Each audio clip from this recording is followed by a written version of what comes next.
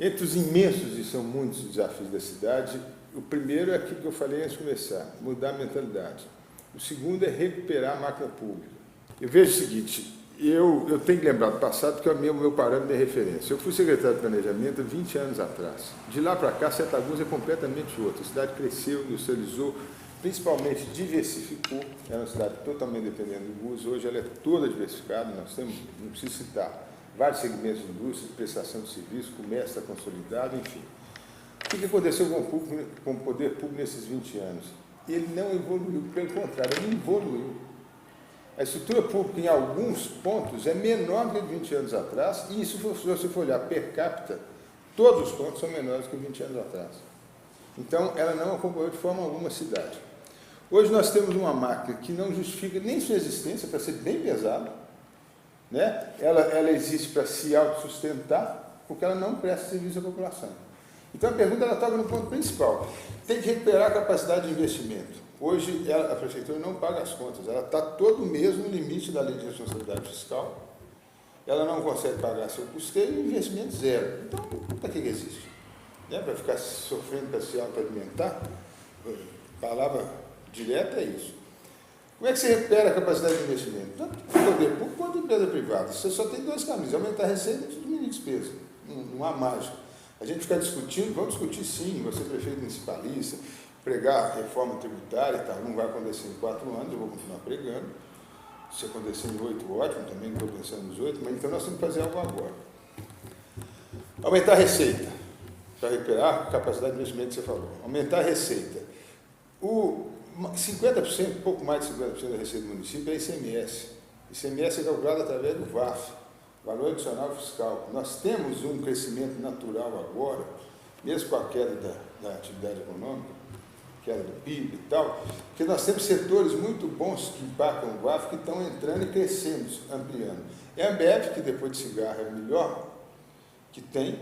Valor Adicional Fiscal é o que você pega do produto, no caso específico da cerveja, você pega a água, grão, que não tem ICMS, e transforma em bebida que tem uma carga tributária elevadíssima. Essa diferença é que o município adicionou de valor fiscal ao produto. Então, o município tem a parte dele. Então, bebida é fantástico e cimento é fantástico. Todos os dois são substituição tributária. Não dá para você tributar na ponta de venda, então é acreditado onde é produzido. Ou seja, cerveja que se bebe em Governo, ou cimento que se come em Leopoldo não lá tem fábrica também, mas em qualquer outra cidade. O ICMF, o VAF é acreditado por aqui. Isso é natural, mas a prefeitura, com tudo que ela não tem feito, ela tem sido ausente, ela não faz um trabalho sistemático de acompanhamento desse VAF, porque tudo impacta. A gasolina que a gente abastece, o posto de gasolina tem peso grande do VAF. O telefone que a gente paga, isso é tranquilo, porque também tem ICMS no telefone, na conta de luz. Mas a mercearia, o pequeno comércio e até os grandes, a prefeitura é que faz esse levantamento, e ela tem sido omissa. Então dá para você dar uma pancada boa no VAF para crescer. Só aumentar a receita e vamos continuar com essa máquina aí para se autossustentar, aí tem que ter coragem de enxugar mesmo. Eu não posso te dizer 100% como é que enxuga, mas hoje você é uma caixa preta. Você escuta todo tipo de número de funcionalismo.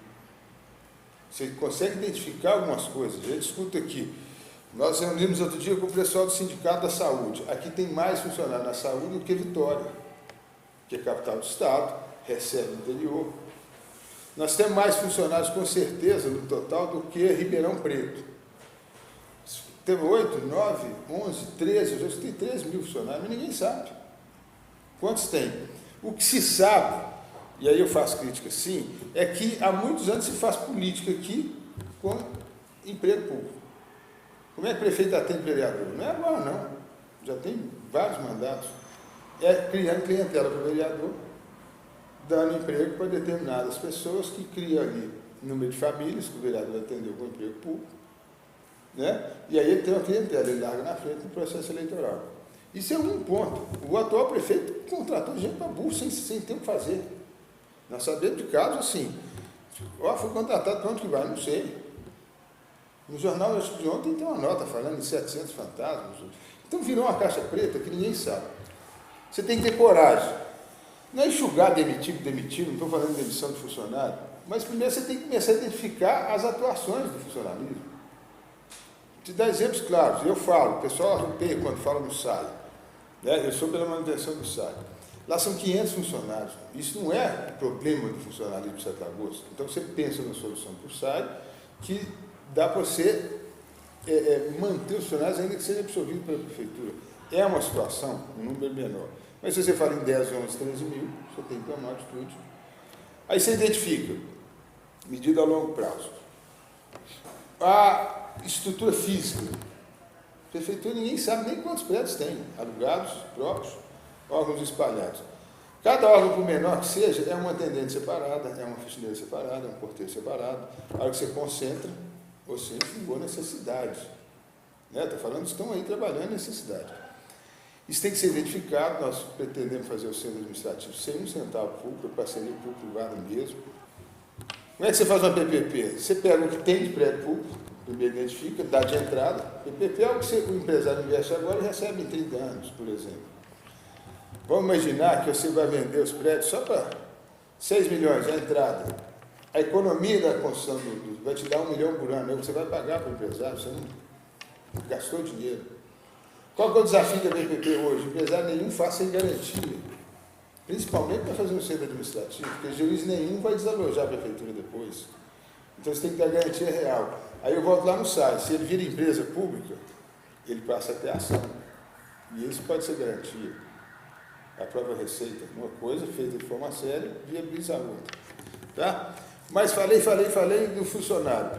O ponto principal, esse eu falo, assumo, é compromisso. Enxugamento para valer dos cargos de confiança. Vou dar número, tem certidão lá em casa. Aqueles famosos 20 anos atrás, quando eu saí da prefeitura, eram 64 os cargos de confiança. Hoje me falam que tem mais de 1.000. A população dobrou. Então nada justifica. Já me falaram 600, 700 e mais de 1.000, ninguém sabe também.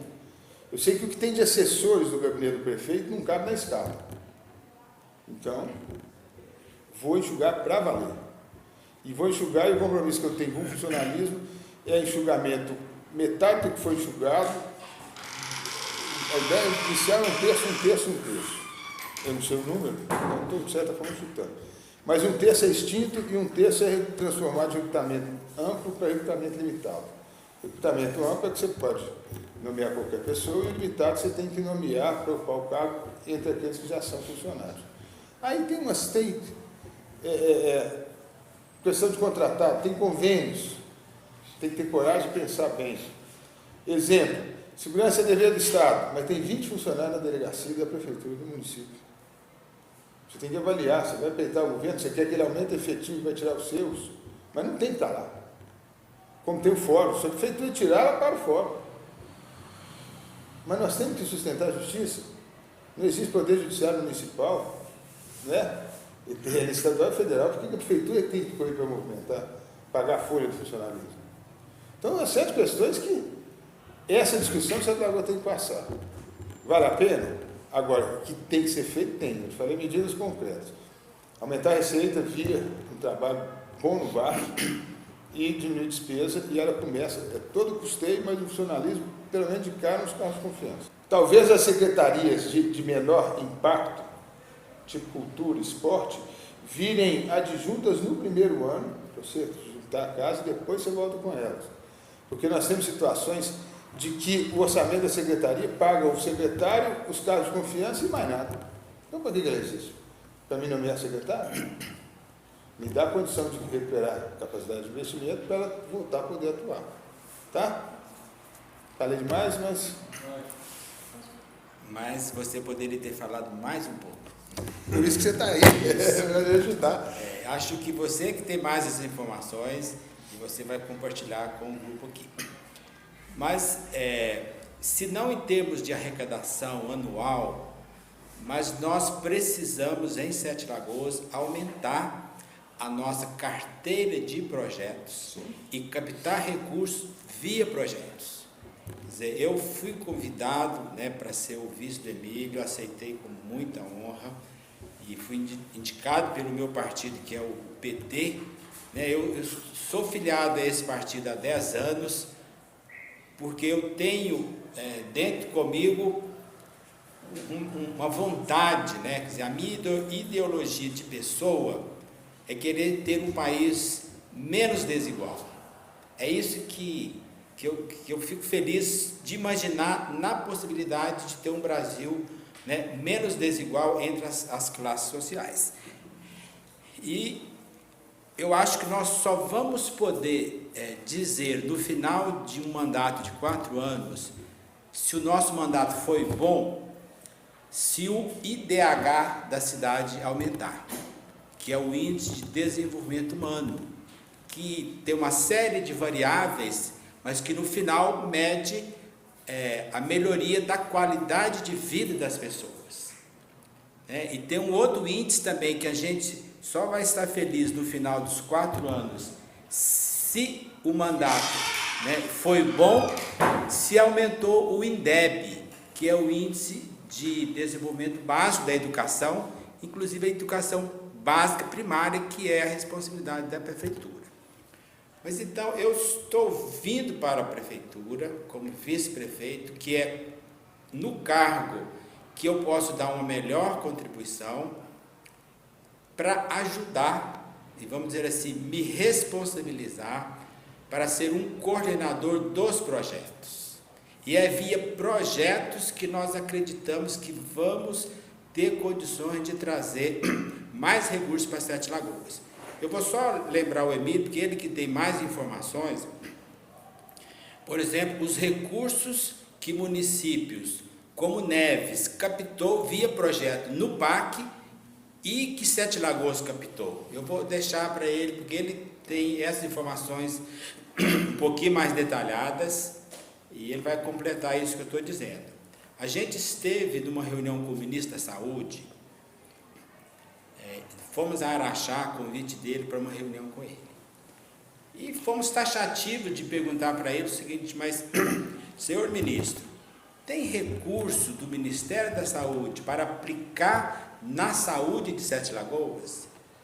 Que o atendimento está muito precário, muito embora a gente ouve falar que alguém é o benfeitor da cidade e que trouxe muito dinheiro para a saúde, mas como a gente vai ver o atendimento à saúde, ver o quanto que ela está precária. Então o ministro foi taxativo e disse: Emílio e Jamilton, vocês que estão querendo entrar para a prefeitura, o Ministério da Saúde tem muito dinheiro, mas falta projetos, a gente quer liberar os recursos, mas liberar como? Não tem projeto, não vem projeto de Sete Lagoas, às vezes vem um pedido de uma verba até pequena, mas mesmo a verba pequena a gente não pode designar, porque essa verba ela foi pedida para reformar um posto de saúde que está num prédio alugado de um particular.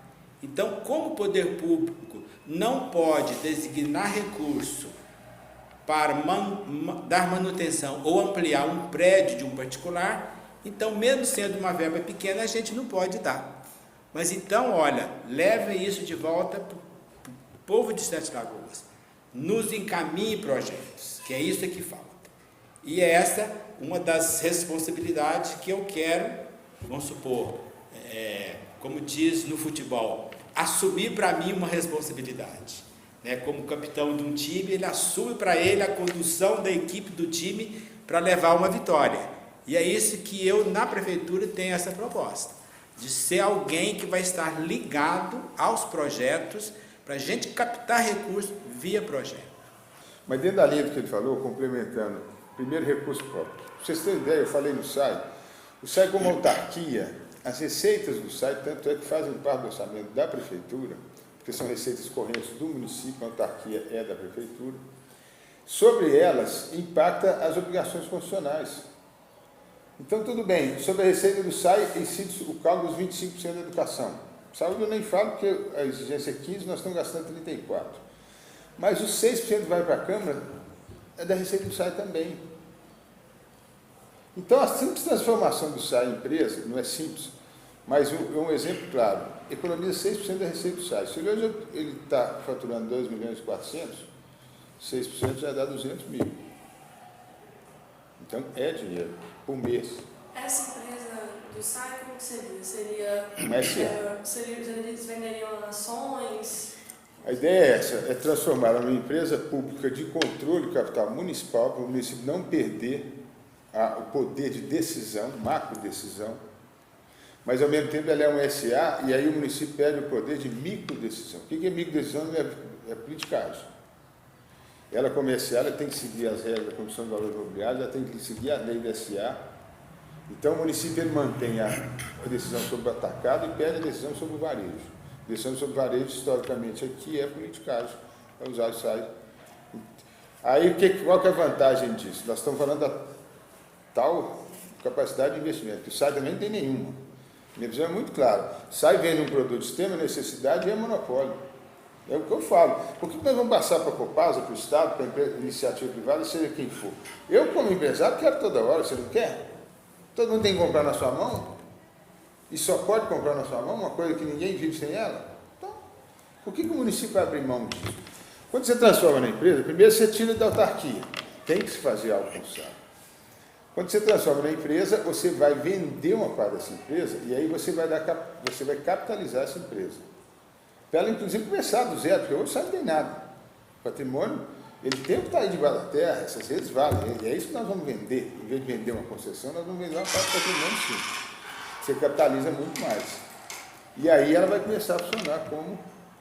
Então, só no caso da Câmara Municipal, deu exemplo, 200 mil. O mesmo ano é 2.400.000, já é uma coisa. Né? Tá? Mais um ponto que ele falou, eu lembrei.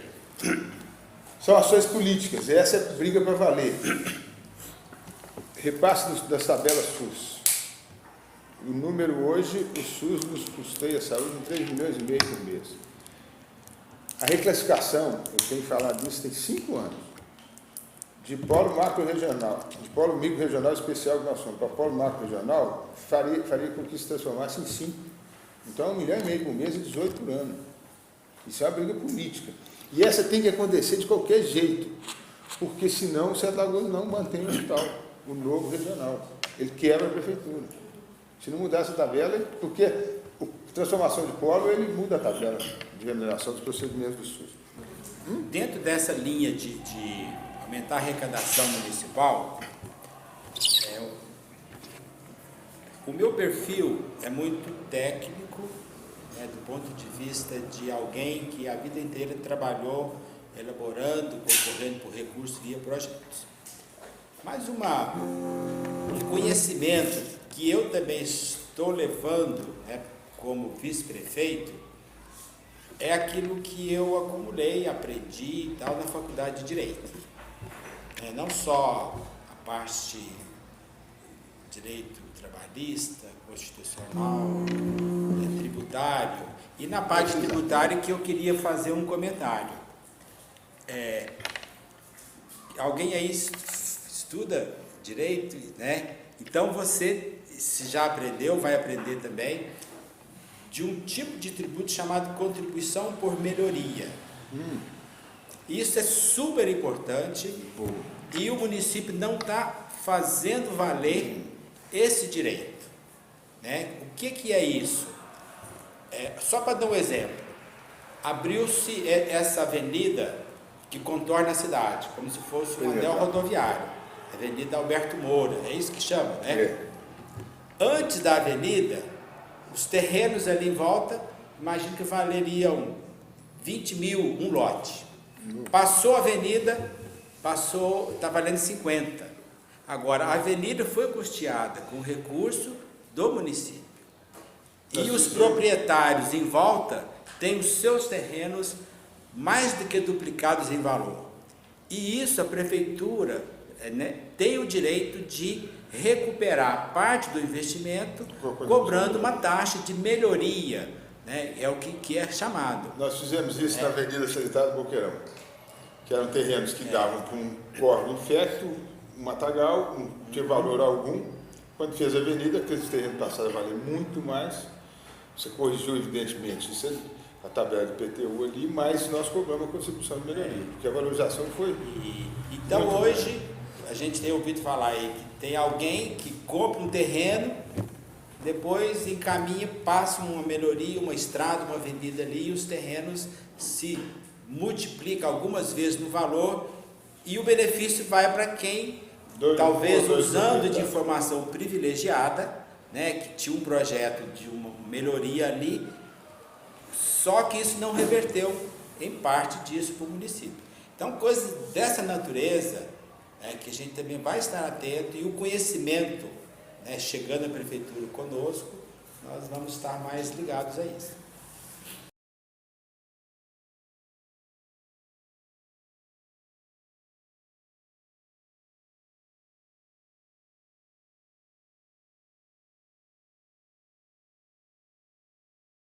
Bom, primeiro uma pequena correção. Eu participei muito de política, quando eu tinha idade de vocês, depois fui até os meus 30, depois eu afastei completamente. Eu fiquei um bom tempo sem pensar em política, não estava, fazia parte da minha vida e tal. Depois voltei, aí é uma história de um grupo como o seu, só que mais velho, mais zerado, insatisfeito com a cidade, tem que fazer alguma coisa, vou fazer uma ONG, fazer artigo e tal. Isso foi crescendo e desembocou numa candidatura que não era para ser a minha, acabou que virou a minha, é outra história. Diferença, paralelo com a administração do meu pai, tem pontos que vão ser, sim. Seriedade e honestidade. Então, a característica da administração do meu pai foi essa: honestidade, seriedade com a coisa pública. Eu não estou entrando nisso agora, não fui bandido até hoje, não vou ser daqui para frente. Eu vou fazer 50 anos, tenho uma história toda para ser honrada e tal. O cuidar da cidade, meu pai ficou até injustamente marcado como prefeito de jardineiro, plantava florzinha e tal. Não, era cuidar da cidade, está no dia a dia. Sete Lagoas hoje, por incrível que pareça, nós estamos cheios de desafios, mas primeiro, o que mais me incomoda é ter cuidado do varejo. Isso não é função do prefeito. Qual canteiro, qual jardim, qual rua vai ser limpa? Qual buraco vai ser tampado? Né? Isso para mim era coisa corriqueira da cidade, que é uma rotina de manutenção. Mas no primeiro momento isso vai ter que ser atacado. E esse sentimento vem da administração do meu pai, sim. Tá? No mais, não tem muito o que ligar, porque a cidade é completamente outra. Tá? Então, o que eu trago de lá? É o ponto fixo da honestidade, que é uma marca dele, vai ser mantida com a gente, e o cuidar da cidade. Fora isso, não tem nenhum paralelo, porque a cidade é completamente outra. A marca pública ainda é a mesma, mas é exatamente esse o maior desafio que tem que mudar. Né? Então, é uma visão. Vamos pegar a coisa lá assim. Exemplo. Na época nós fizemos plano diretor, nós fizemos leis complementares de usurpação de solo, que erroneamente estão aí até hoje, não podia, porque a cidade é outra. Ter essa visão de planejamento. Eu deixei, como secretário de planejamento, está na prefeitura, vocês podem procurar, o projeto básico do BRT naquela época, na Norte-Sul. Então a visão de planejamento também, mas não o planejamento naquela época, porque a cidade é outra.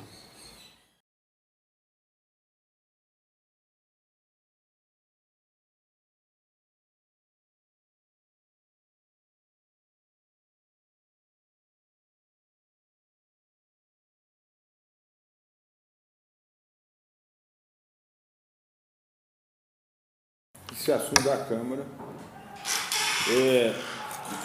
você quer a minha opinião? Eu não sou vereador, sou candidato a prefeito. Se eu fosse vereador, eu votaria a favor do projeto. Mas é um assunto do Legislativo, sobre o qual o Executivo não tem interferência. O que eu vi de acompanhar? A bancada evangélica, que tem restrições, eu não tenho, que barrou a votação. Né? Mas vou repetir, isso para mim é assunto do Legislativo. E aí o prefeito não entra, o Executivo não entra. Se perguntar a minha opinião, o que eu acho quanto ao projeto, eu acho que deve ter sim o dia do orgulho gay, porque é um segmento da população, para mim, como qualquer outro. É uma minoria, e uma minoria tem direito de se manifestar, como a maioria também. Então, se o evangélico é contra, eu tenho muito apoio evangélico, eles podem fazer o dia deles, o dia do orgulho evangélico, o dia do orgulho... Acho para Jesus, né?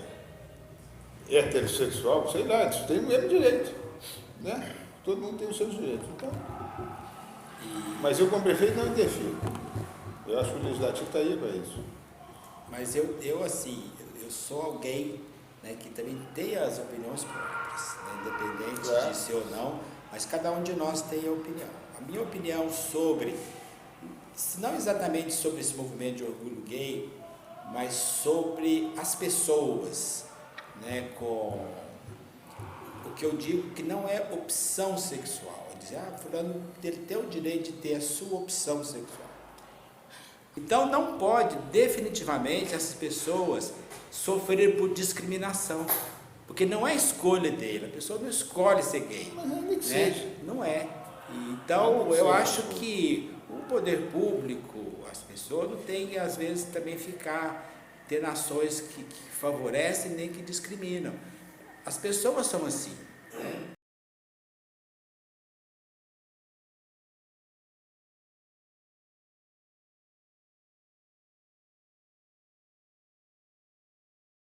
Esse pode ser o melhor dos sonhos e o maior dos pesadelos do próximo prefeito, que eu espero ser ele.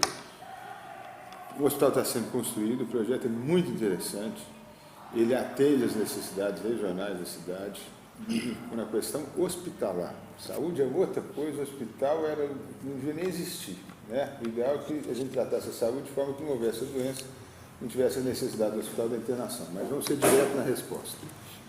Esse hospital vai ficar pronto no final do ano que vem, começo de 14. Já me falaram que ele não vai ficar pronto, mas aí é outra história. Que a planilha é interessante na primeira fase, alvenaria e fundação, depois quem está aí não quer fazer acabamento, porque o preço é ruim, já ganhou o que tinha que ganhar, mas vamos saltar essa parte por enquanto. O hospital vai estar pronto e ninguém mostrou até agora para Sete Lagoas como é que vai ser o custeio desse hospital. É o que eu falei.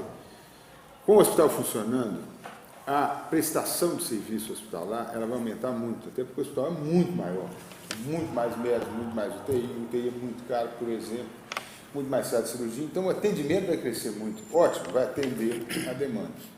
Como é que paga? Aí é que está. Quando eu falei aqui do top financiamento do SUS, o SUS paga o procedimento, seja a estrutura de um ponto, seja uma cirurgia cardíaca de implantação de uma válvula. Cada procedimento tem a sua tabela. O SUS, com exceção da alta complexidade, no caso de Sete Lagoas, no específico Nacional das Graças, hemodiálise, é o único item que o SUS dá lucro. O SUS paga o custeio e sobe um pouquinho. Todos os demais procedimentos, o SUS dá prejuízo. Não é o SUS que dá prejuízo. A tabela do SUS não cobra o custo. Como é que funciona? Os municípios, isso é no Brasil inteiro, complementam. Porque se eles não complementarem, o médico não trabalha, o serviço não é prestado, o hospital fecha. E ninguém vai bater na porta da presidente nem do governador para queixar que não tem vaga aqui. Então, esse é um problema estrutural do país.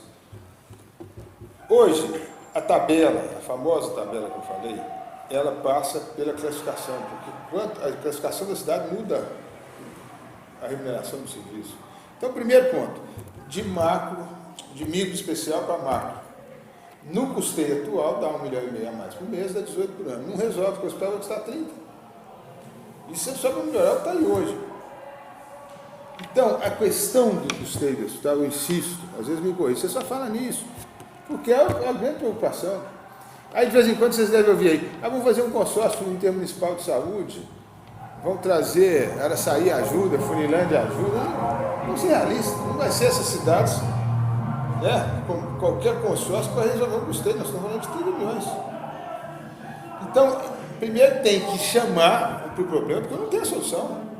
Ninguém tem. Eu já falei, eu preferia que fazer o hospital e entregar para a FHEMIG, para o Estado. Toma, filho, é teu, não é isso não. Porque hoje é o contrário, o SUS é tripartite, Estado, município e governo federal. O governo federal custeia, o município inteiro. O que o Estado faz? Ele faz o investimento, descerra a placa, solta o foguete, vira as coisas e vai embora. Isso é tradução. O Estado não custeia o sistema, ele investe, que é a parte gostosa de você inaugurar a obra. Então eu sou homem, para chamar a Globo aqui, exemplo, se o Estado não sentar sério comigo, representante de Sete Lagoas, como é que nós vamos definir o custeio do hospital? Olha que beleza, está pronto e o povo está morrendo. Eu não abro, se não definir o custeio. Então vamos discutir as formas. Primeiro, isso é para pressionar o Estado mesmo, porque a classificação é estadual. Polo macro regional. Aí já vamos ver quanto vai faltar. Já diminuiu aí, se eu estou falando de 3,5 para 5, nós já diminuímos quase 50%. Né, desse buraco que vai vir aí para o hospital regional. Outra hipótese, Pirapora deu certo, mas Pirapora é pequeno, tem que aprofundar mais, eu não tive tempo, mas é uma coisa que está na minha cabeça. O Pirapora transformou o regional deles em fundação específica hospitalar para aquele hospital. Melhora o custeio como? ele pode atender convênios, até pacientes privados ele pode cobrar. Não é que ele vai se transformar no hospital privado, deixar de ser SUS de forma alguma, mas ele começa a ter uma fonte de recurso. Mais uma vez, fala, pô, o cara é vago. Não, eu simplesmente não tenho os números, mas eu tenho preocupação. E não abro o hospital. Se Deus quiser, nós vamos ter 1 ano entre a posse e a inauguração dele, para abrir ele bonitinho, fazendo festa e quando vai funcionar. Mas o custeio, hoje, não tem forma de financiamento, de funcionamento desse hospital. E a prefeitura sozinha não dá conta. Tá? Então passa por uma pressão política para valer em cima do Estado, vira parceira, no custeio do dia a dia. A reclassificação da cidade, já estamos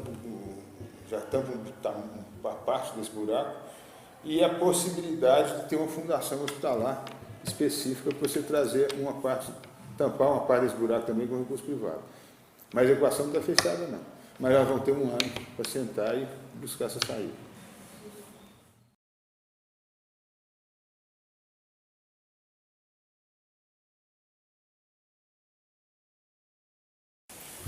Primeiro porque nós somos candidatos, eu encabeço uma aliança exatamente com essa visão de que não dá mais. Eu falo que minha candidatura tem duas motivações, tem uma indignação e uma motivação.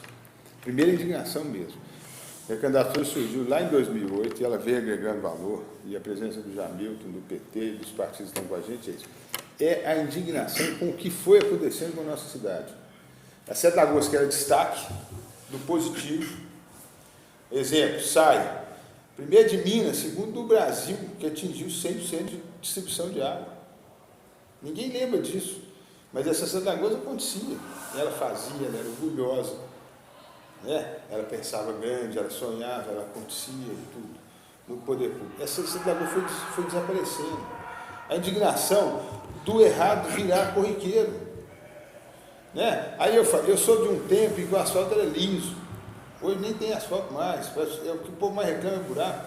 Isso é café pequeno perto dos nossos problemas.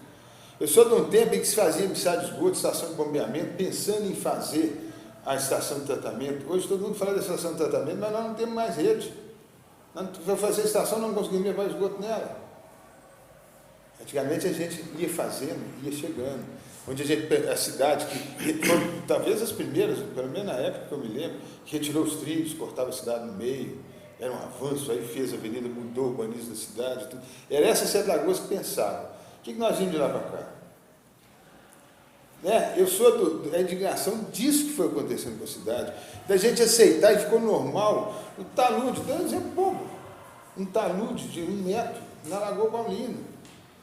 A gente esqueceu de olhar para aquilo. Mas aquilo não é um talude, não é um jardim, não é mais nada. É um abandono. Com tudo. Então as coisas foram ficando corriqueiras. A cidade foi definhando na sua estrutura, eu falo física e institucional, né? As coisas não acontecem, não presta o serviço. Hoje está parado, se você for pagar um imposto na prefeitura, você não consegue. Hoje é sábado, mas segunda-feira, porque o sistema parou e não consegue emitir uma guia para receber e para prestar o serviço. Então, essa indignação, nossa candidatura representa isso. O outro lado é a motivação, é de saber que essa cidade permanece, que dá para fazer. Eu falo, 7 de agosto ainda é maior do que seus problemas. Nós ainda estamos longe de virar uma Neves, mas se insistirmos nisso que está aí, nós vamos conseguir chegar lá, por incrível que pareça, de virar a Neves. Aí você pergunta, por que não nos outros? É porque aí é o que nós não temos, os outros têm. O grupo que nos cerca, que está nisso com a gente, que quer ganhar a eleição com a gente, não são os famosos, eu falo, o tema é esse, rato no sentido daquilo que ficou meio... Se você for na pracinha da prefeitura, na porta do plenário da Câmara, de vez em quando surge de novo, vocês são um exemplo, mas se você tirar um retrato de 20 anos atrás, tem muita gente que está lá ainda, que faz a cabeça do governante, do prefeito, do secretário lá, e faz a cabeça do legislativo na porta do plenário. Eles querem o mesmo, a visão de cidade deles é a mesma. Muda prefeito, sai prefeito, muda grupo, entra grupo, são sempre os mesmos os agentes que estão rodeando aquelas pessoas, porque eles querem estar lá porque eles não sabem fazer outra coisa. E aí o avanço da cidade incomoda, porque não há espaço para esse tipo de gente. Hoje, não está conosco, mas está muito enraizado nos outros, muito pior do que esses ratos, porque rato é pequenininho, ele rói pouco. Aí tem tubarão. É verdade.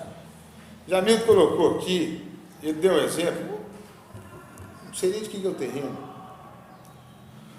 Exemplar de investimento, essa turma quer estar rodeando. Governar e eleger prioridades. Né? Foi feita uma avenida que liga debaixo do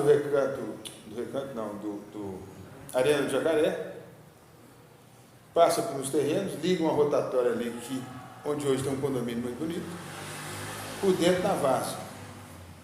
Convenhamos, aquilo é uma prioritária, quantos carros passam lá por dia? Pode dar contar. Paralela perimetral que existe. Passou por um terreno, valorizou um terreno e fez um trevo no outro. Hoje, aquilo é pequeno. Hoje se compra 5 fazendas, aprovam Minha Casa Minha Vida na quinta, porque não aprovam mais nenhum aqui dentro, não sei porquê.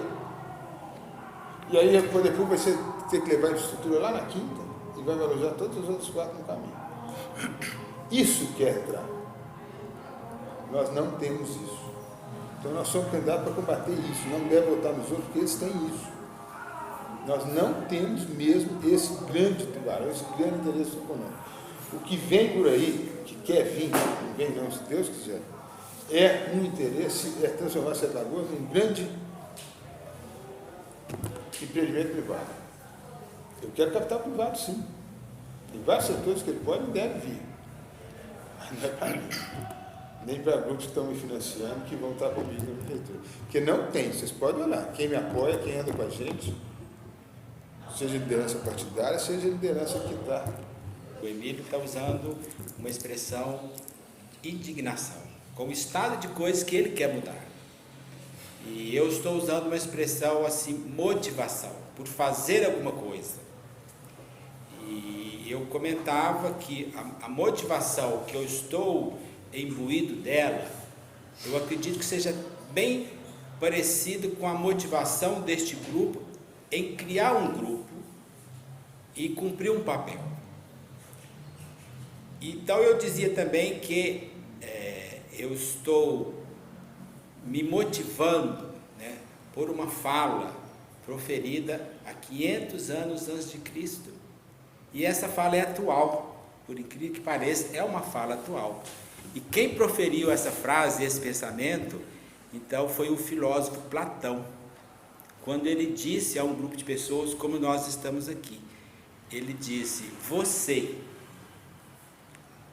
que é uma pessoa de bem, porém diz não gostar da política e dela não participa, vai ter a sua vida regulada, governada por alguém que talvez não seja pessoa de bem como você, mas que gosta da política e ocupa o seu espaço. Então a minha motivação é de ocupar um espaço, né, com a minha consciência de fazer o melhor para uma cidade que eu vivo aqui há 38 anos, né, a minha família, meus filhos nasceram aqui, adoro Sete Lagoas. Eu já me aposentei, poderia ter pensado em voltar para a cidade onde eu nasci, mas não, escolhi continuar morando em Sete Lagoas. Então eu gostaria de ocupar o espaço, né, e não permitir que alguém que eu acredito que não vai cumprir, né, tão bem a função, com a mesma dignidade que eu prometo cumprir, né. Então eu estou motivado por essa razão, né, de ocupar um espaço, ou seja, não deixar que outros venham, né, regular a minha vida e a vida do povo da cidade onde eu moro. Então essa é uma das razões que eu, pela primeiríssima vez, né, estou concorrendo junto com o Emílio. Ninguém vai votar em mim, vai votar no Emílio, mas eu estou dizendo, né, para as pessoas o seguinte, que o voto no Emílio tem peso 2, porque ele tem o poder de levar o Emílio para prefeito, mas o voto dado a ele tem também o poder de levar a mim como vice, né, como um plus, né, como um bônus para a cidade, porque eu tenho certeza que eu vou ser um vice do primeiro ao último dia, né, trabalhando, tendo uma agenda executiva de trabalho. Tem muito trabalho para ser feito, com certeza, né? Chega no trabalho cedo, trabalha o dia todo, retorna, né, para casa com aquela sensação de que teve um dia produtivo.